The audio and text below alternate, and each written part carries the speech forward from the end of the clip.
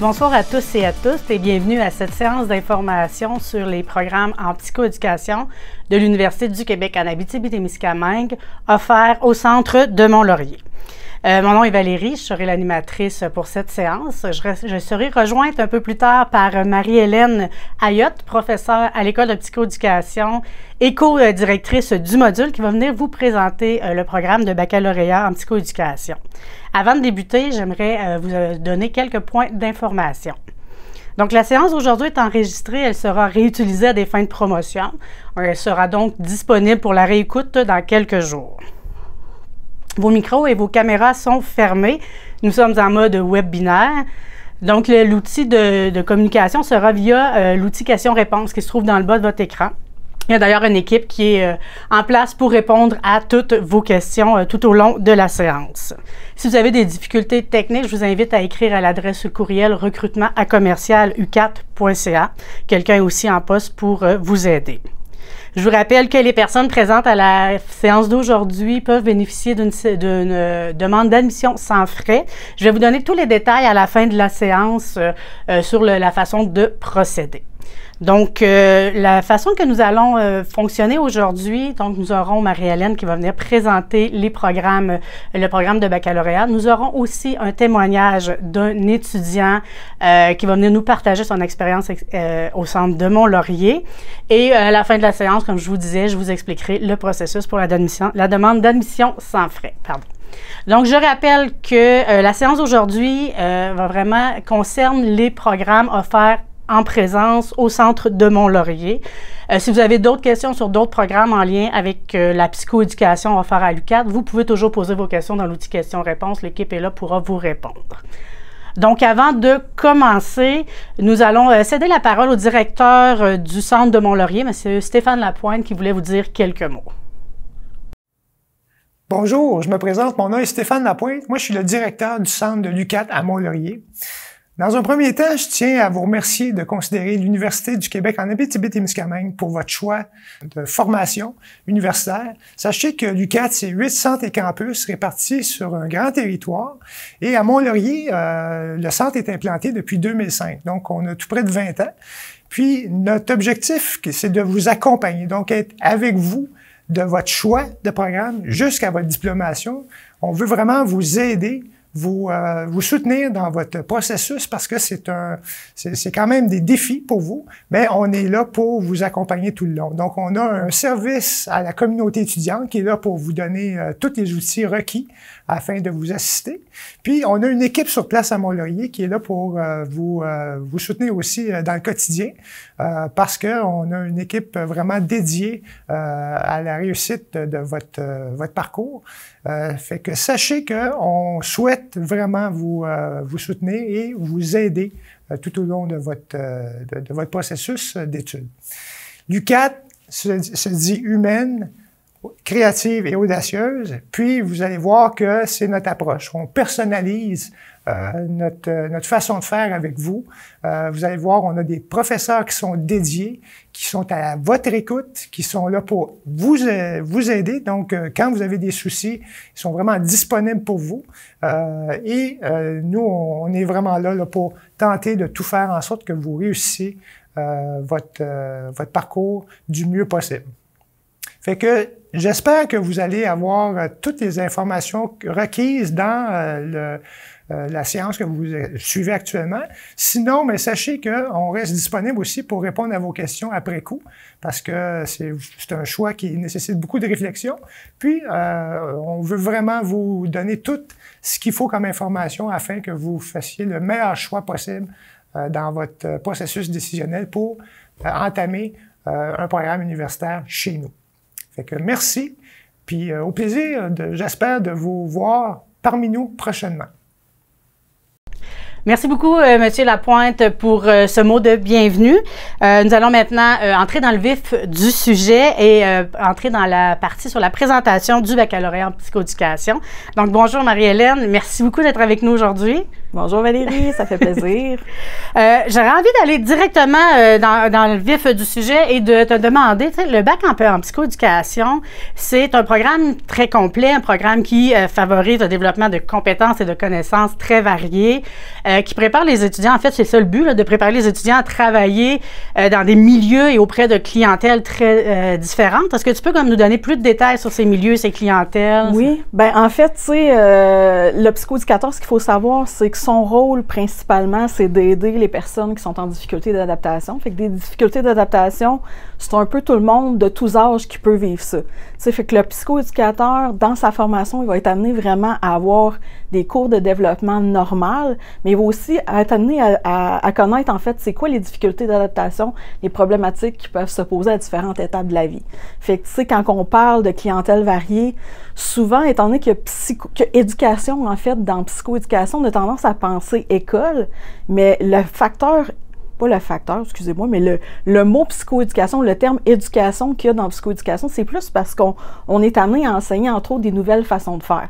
Fait que d'une façon ou d'une autre, avec la clientèle, ça peut être, oui, en école, en milieu scolaire, on a beaucoup de psychoéducateurs qui œuvrent là, mais ça peut être aussi dans le réseau de la santé et des services sociaux, ça peut être en CHSLD avec les personnes âgées, ça peut être dans les services correctionnels, ça peut être vraiment avec des personnes de tout âge puis qui présentent différentes problématiques. Tu sais, avec les milieux que je t'ai dit, ça peut être autant comme des problèmes, des troubles de santé mentale, en fait, mais ça peut être aussi, par exemple, des conditions comme si on est avec des jeunes autistes, ça peut être si on est en service correctionnel avec des gens qui présentent des problèmes de délinquance, de toxicomanie. Fait que, tu sais, ça va être très varié, en fait, ce qu'ils vont toucher là, comme clientèle, je te dirais.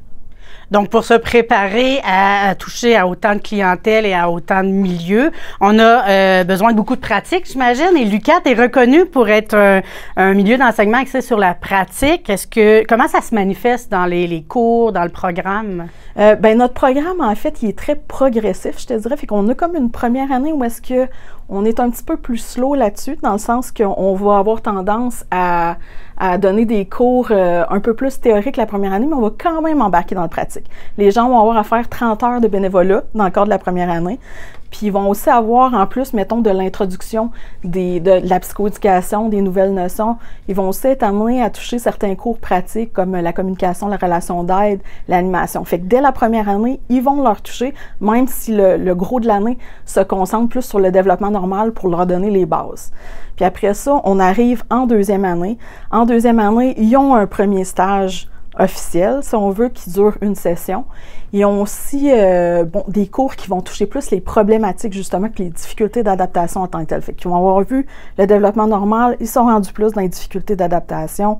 Ils vont être amenés dans leur stage à mettre à pratique aussi ce qu'ils ont appris dans les cours. Ils vont avoir des cours, entre autres, de relations d'aide puis d'observation. Puis ce qui est intéressant, en fait, c'est que ces cours-là se donnent, relations d'aide, d'observation se donnent en même temps que le stage. Fait qu'ils peuvent faire des connexions entre leur programme puis ce qu'ils font dans leur cours. Puis je dirais même, il y a certains travaux, comme par exemple en observation, qui se font dans le stage. Fait que tu sais, il y a vraiment une belle connexion, puis c'est assez organique la façon qu'on l'a organisé. Puis en troisième année, ben là, ils sont amenés à faire un autre stage qui, lui, dure une année. Puis ils vont être amenés aussi à toucher plus des approches spécialisées. Fait que tu sais, des milieux qui ont moins abordé, comme le milieu communautaire, l'intervention culturelle, l'intervention familiale, fait qu'ils vont toucher plus à des trucs spécialisés, en plus de leur stage qui, lui, dure sur toute l'année. Voilà. Bien, justement, je continuerai sur cette voie-là, sur les stages. Ouais. Donc, il y a les stages, quand même, un élément très fort d'un programme. Ouais. C'est ce qui c'est le côté très, très pratique. Est-ce que tu peux nous donner plus de détails, puis sur comment les jeunes aussi, les étudiants et étudiantes sont accompagnés tout au long du processus? Oui, bien, les stages, ce qui est intéressant, c'est que tu l'as dit un peu toi-même tantôt, là, on cherche vraiment à former des meilleurs intervenants possibles parce qu'on a à cœur le fait qu'ils vont être amenés à intervenir avec des personnes qui sont vulnérables. Fait qu'évidemment, dans les stages, c'est vraiment l'occasion de travailler les compétences qui vont les amener à être psychoéducateurs. Ça, j'ai pas nécessairement dit ça. Pour avoir le titre de psychoéducateur, faut faire la maîtrise, mais ça n'empêche pas nos bacheliers d'avoir des postes dans le réseau de la santé, des services sociaux, puis dans le milieu communautaire. Là. Fait qu'ils n'ont pas de problème à avoir des postes avec le baccalauréat, mais c'est deux programmes qui se veulent complémentaires. Cela dit, je te dirais que pour les stages, vraiment, la première année, je l'ai dit, on a 30 heures de bénévolat déjà. C'est pas un stage, mais ça leur donne comme un premier contact avec le milieu pour savoir, hey, j'aime-tu ça, les clientèles avec lesquelles je t'amène à travailler. Puis après ça, en deuxième année, là, on embarque vraiment dans le premier stage qui, lui, dure à raison de 2 jours par session. 2 jours par semaine, excuse-moi. 2 jours par session, ça serait pas terrible comme ça. Mais bon, on y va avec 2 jours par semaine qui font le stage dans un milieu de leur choix, de leur choix. On essaye le plus possible de tenir compte de leurs préférences, justement, parce qu'ils sont accompagnés dans ce processus-là par une agente de stage qui va faire le contact avec les milieux, puis qui va essayer de tenir compte un peu de ce qu'ils veulent, en fait. Mais c'est ça, dans le premier stage, excusez-moi, c'est un stage vraiment d'intégration, fait que les étudiants vont être amenés vraiment plus à voir comment s'intégrer dans le milieu. On n'oublie pas, c'est en même temps que les cours d'observation de relations d'aide. Fait qu'ils vont être amenés à faire de l'observation aussi, puis ils vont être amenés, mais moins amenés à faire de l'intervention, qui ça va être plus dans le stage de 3e année. Fait que le 2e stage en 3e année, lui, il va durer sur toute l'année. Ça va être 2 jours par semaine à la session d'automne, 3 jours par semaine à l'hiver. Puis ça fait en sorte qu'ils sont amenés non seulement à aller dépasser leur intégration, si on veut, puis l'observation qu'ils font dans le milieu, mais à aller vraiment pratiquer leur animation, à faire de la relation d'aide, des suivis des clients et tout. Ce qui ne veut pas dire, cela dit, parce que j'ai dit, c'est vraiment observation. L'autre stage précédent, ils peuvent être amenés à faire de l'intervention quand même, à animer s'ils veulent, sauf que c'est moins une exigence pour ce stage-là, tandis que dans le stage 3, on s'attend à ce que là, ils appliquent vraiment ce qu'ils ont vu dans leur cours là, au complet. Puis au cours de, on a parlé de la session, c'était le programme est progressif. Ouais. Et on a le bénévolat, le stage 1, le stage 2. Est-ce que les 3 événements se passent dans un même milieu ou on explore différents milieux dans le programme? On essaye, c'est une bonne question, on essaye le plus possible de diversifier les milieux, en fait, pour justement qu'il y ait un aperçu, que les étudiants et étudiantes aient un aperçu vraiment de différents milieux, pour avoir une idée avec quelle clientèle je connecte le plus. Parce que des fois, on a l'impression on va connecter plus avec cette clientèle-là, c'est ça qui m'intéresse, mais en essayant différentes choses, on se rend compte que parfois, on accroche à d'autres clientèles aussi, puis c'est aussi intéressant. Puis vu que justement, les offres d'emploi sont assez diversifiées en psychoéducation, ça leur permet vraiment d'acquérir une expertise aussi là, avec différentes problématiques, ce qui est intéressant pour ça. Vraiment, super intéressant. On en a parlé beaucoup quand même, on en a nommé plusieurs, mais il y a beaucoup d'avantages à choisir l'UQAT pour poursuivre ses études en psychoéducation. Est-ce que tu peux approfondir un peu et nous donner d'autres avantages? Je te dirais qu'à l'UQAT, spécifiquement, ce qui est intéressant, c'est qu'on a des petites cohortes comparativement à d'autres universités qui ont comme 200 étudiants par classe. Nous, c'est pas le cas. Fait que ça nous permet vraiment, avec nos étudiants, d'y aller plus, même dans les cours théoriques, d'avoir plus d'exercices pratiques, mais aussi dans les cours pratiques, d'aller plus loin. Tu sais, ça nous permet d'avoir plus de discussions en classe parce qu'on a des petites cohortes. Ça nous permet d'avoir un enseignement qui est plus personnalisé, de s'adapter un peu plus à nos groupes. Puis, je dirais aussi, en fait, le fait que le programme n'est pas contingenté est aussi un avantage. Oui. Puis, on peut se permettre ça, étant donné que les cohortes sont plus petites et qu'on peut davantage accompagner nos étudiants et nos étudiantes. Donc, si, comme moi, on a entendu tous ces arguments-là, puis qu'on a envie de sauter et de déposer une demande d'admission, c'est quoi les conditions d'admission pour le baccalauréat? En fait, ce qu'il faut savoir, par contre, à Mont-Laurier, c'est que comme toutes les nouvelles ouvertures de programmes, on a besoin d'avoir un nombre d'inscriptions minimal pour que la cohorte puisse démarrer. Fait que nous autres, on a besoin de 15 inscriptions pour que ça puisse démarrer. Mais pour les critères en tant que tels, c'est très facile. On demande juste, en fait, d'avoir un diplôme d'études collégiales. Puis ça n'a pas besoin d'être un diplôme d'études collégiales qui est connecté avec la psychoéducation. Tu sais, dans nos cours, on a vraiment des étudiants qui viennent, oui, de sciences humaines puis des techniques d'intervention comme éducation spécialisée, criminologie, et ainsi de suite. Mais on a aussi, technique à l'enfance, mais on a aussi des gens qui viennent, par exemple, des techniques de génie, d'architecture, d'art. On a du monde qui vient de sciences nature, là, fait que c'est assez diversifié à ce niveau-là. Ce qui peut être intéressant, c'est qu'on a aussi, pour les adultes là, qui n'ont pas nécessairement un DEC, on a aussi une base d'expérience. Puis la base d'expérience que ça demande, c'est d'être âgé d'au moins 21 ans, puis d'avoir une expérience, justement, d'au moins 1 an dans un domaine qui est pertinent à l'intervention psychosociale. Fait qu'il faut démontrer qu'on a cette expérience-là. Il y a un questionnaire à remplir. Normalement, on passe les gens en entrevue aussi.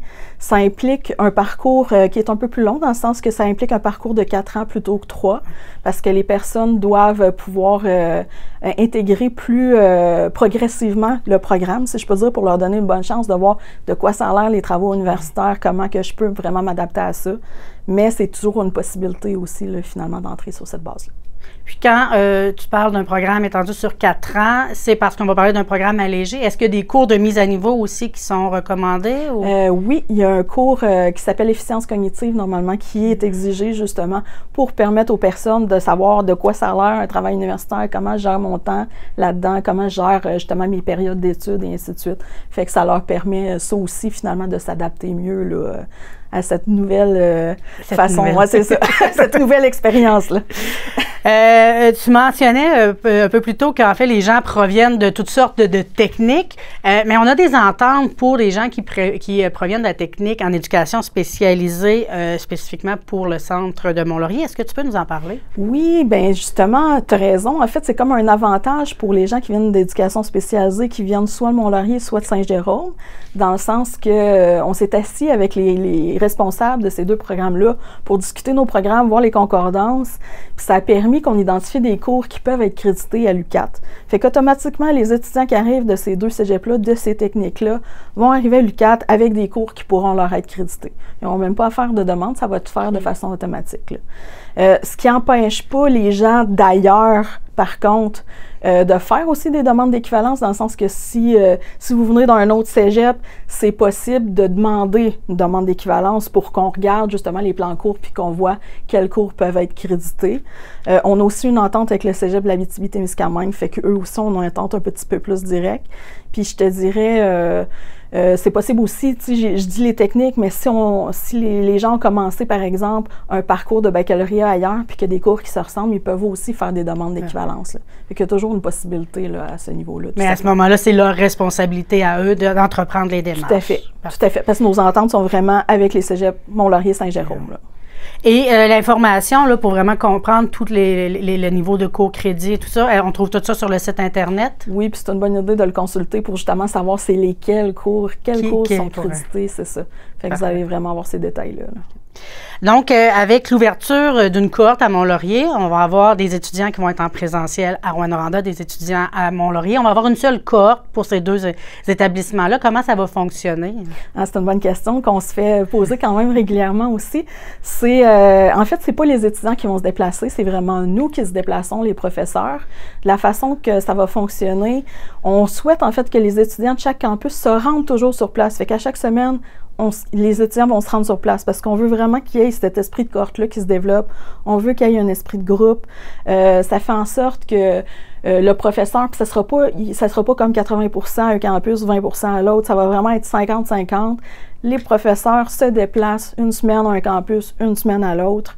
Puis c'est le cas pour tous les cours théoriques, mais pour ce qui est des cours pratiques, là, quand on pense à, par exemple, animation, relation d'aide, et ainsi de suite, ces cours-là viennent avec des ratios, fait que normalement, d'une façon ou d'une autre, ça risque d'être plus le groupe de Mont-Laurier, le groupe de Rouyn-Noranda, dans la mesure où est-ce qu'il faut un nombre maximal d'étudiants dans ces groupes-là. Fait que ça va être vraiment plus séparé, mais pour les cours de tronc commun, si on veut, à ce moment-là, ça va être comme une semaine.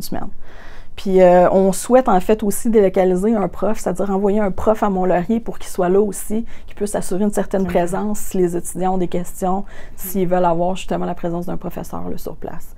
Puis ils sont accompagnés aussi évidemment d'une agente de stage qui va être aussi à Mont-Laurier. Fait qu'il faut en avoir une à Rouyn, une à Mont-Laurier pour développer là, chaque milieu, faire le lien avec les milieux. Là. Hey, merci beaucoup, Marie-Hélène, pour tous ces éclaircissements. Avant d'aller un peu plus loin, nous allons passer au témoignage d'un étudiant au centre de Mont-Laurier qui va vous partager, en fait, son expérience étudiante. Donc, bonjour à tous. Je m'appelle Justin Thompson. Je suis actuellement dans ma deuxième année d'études dans le baccalauréat de l'anglais langue seconde, de l'enseignement de l'anglais langue seconde. Fait que je suis dans ma troisième session actuellement que je commence. Pourquoi j'ai choisi de venir étudier à Mont-Laurier? Bien, pour moi, c'est très simple. J'ai grandi dans cette ville-là. J'ai fait aussi mon cégep dans le même bloc collégial où se passe l'université actuellement. Fait que je suis pas vraiment dépaysagé en venant ici. C'est une bonne expérience pour ça. Fait que j'ai pas vraiment besoin de découvrir de nouveaux locaux. Je connais déjà quelques profs. Je découvre certains profs universitaires par la suite, mais c'est vraiment, je me sens pas dépaysagé du tout. Pour ce qui est de mon expérience, dans le programme spécifiquement de l'enseignement de l'anglais langue seconde, c'est vraiment agréable, autant de la part des élèves que des enseignants. C'est très facile de les contacter, que ce soit par courriel ou en personne, parce que oui, des fois on peut leur parler pendant les cours, mais certains enseignants ont aussi un bloc ou un local ou un bureau dans le site de Mont-Laurier. ce qui fait en sorte que c'est vraiment plus facile de pouvoir leur parler de manière courante sans devoir nécessairement passer par un courriel ou de devoir attendre pendant une semaine. C'est vraiment assez rapide comme réponse. Et j'ai fait partie de 3 cohortes d'étudiants, donc autant en BPEP que dans le BEALS qui est en anglais, que le BEALS de l'année suivante aussi, ce qui fait en sorte que je connais quand même plusieurs personnes et j'ai côtoyé beaucoup d'élèves. Ça a été super agréable pour tout le monde, ce qui est quand même une bonne chose quand on vient faire des études. Sinon, pour le lieu de Mont-Laurier, il y a plusieurs choses qui sont vraiment intéressantes. Par exemple, on est dans la didactèque actuellement, il y a des petits robots ici, comme ci, ou des casques de réalité virtuelle. Il y a plein de technologies vraiment dispendieuses, mais qu'on a accès gratuitement. Il faut juste le demander pour les utiliser. Ça peut être vraiment utile pour des professions comme l'enseignement ou plusieurs professions différentes. Actuellement, il y a une bourse Perspective, qui est une bourse de 2500 $ qui est remise à tous les élèves qui font du temps plein et qui passent tous leurs cours. Fait que c'est un bon moment pour faire des études ici. En plus de cette bourse-là aussi, il y a une bourse Perspective, une bourse d'excellence, une bourse d'implication, qui sont tous vraiment faciles à accepter, qui sont vraiment plaisantes à recevoir, mais qui peuvent aussi aider à faire un parcours universitaire plus facilement. Sinon, ceux qui pensent à faire le bon ou qui veulent se lancer dans les études universitaires, c'est vraiment, ça pourrait être utile de le faire actuellement parce que justement, il y a plusieurs dispositions, entre autres aussi des services aux étudiants, en plus des bourses, en plus de... Ils sont actuellement en train de construire une université vraiment à Mont-Laurier qui vont racheter des nouveaux programmes universitaires, fait que c'est vraiment comme un bon moment pour le faire actuellement. Fait que c'est vraiment, pour moi, c'est une très bonne expérience, très agréable. Fait que j'espère que pour vous, ça sera la même chose. Donc en conclusion, je vous souhaite une bonne réflexion pour choisir si vous voulez faire les études ici ou non, en souhaitant que ce soit à la positive et une bonne réflexion. Merci beaucoup pour ce beau partage. Donc, j'aimerais qu'on y aille quand même avec un élément qui est aussi important et très intéressant pour les étudiants. Est-ce que tu peux nous parler des bourses qui sont disponibles à l'UQAT? Oui, certainement.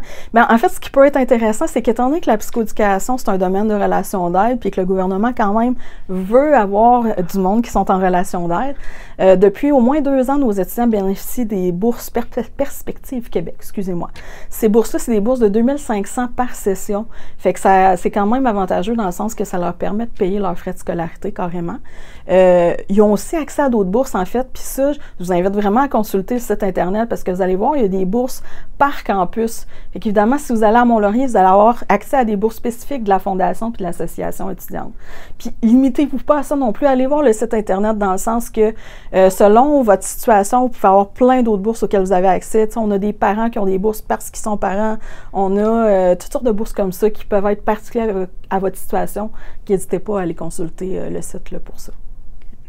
Merci beaucoup, Marie-Hélène, pour ce temps que tu nous as donné aujourd'hui pour nous permettre d'en découvrir un peu plus sur le baccalauréat en psychoéducation. C'est vraiment très apprécié. Bien, fait plaisir, merci. Valérie. C'est ce qui conclut notre séance d'information de ce soir sur le baccalauréat en psychoéducation offert au Centre de Mont-Laurier. Donc, je vous remercie sincèrement d'avoir été avec nous ce soir, d'avoir pris le temps de nous écouter.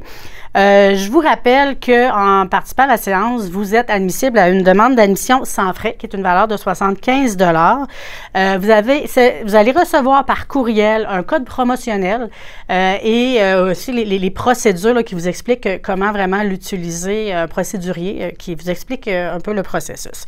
Donc, c'est important de savoir que le code promotionnel est valide pour une seule demande d'admission pour les personnes qui ont assisté en direct à la séance de ce soir et qui ne peut pas être partagé. Il est valide aussi seulement pour une période d'1 semaine, donc jusqu'au 6 février à 23h59. S'il y a des questions que vous n'avez pas eu le temps de poser ou qui vous viennent par la suite, je vous invite à communiquer avec nous à l'adresse recrutement@ucat.ca. Donc, bonne fin de soirée et au plaisir de vous accueillir à l'UQAT.